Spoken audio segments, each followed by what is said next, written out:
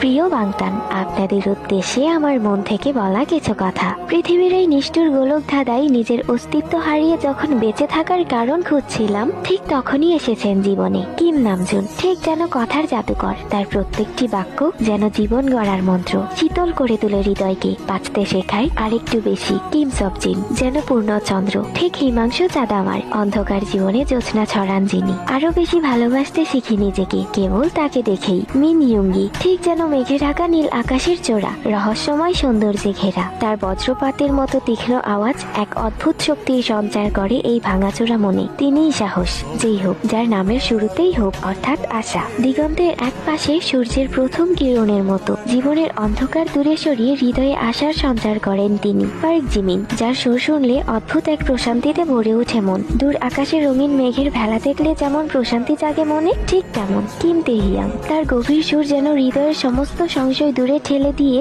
নিজেকে নিজের মুখোমুখি হতে শেখায়, হাত ধরে দাঁড় করায় নিজেকে নিজের সামনে। জিওন জংকুক ঠিক যেন বয়ে চলা নদীর মতো, তার কাছ থেকেই শিখি থেমে গেলে চলবে না, স্বপ্ন পূরণের পথে নিজেকেই নিজের পথ তৈরি করে নিতে হবে। জীবনে আসার জন্য অসংখ্য ধন্যবাদ বাংতান। ভালোবাসতাম, ভালোবাসি এবং সারা জীবন এভাবেই ভালোবেসে যাব।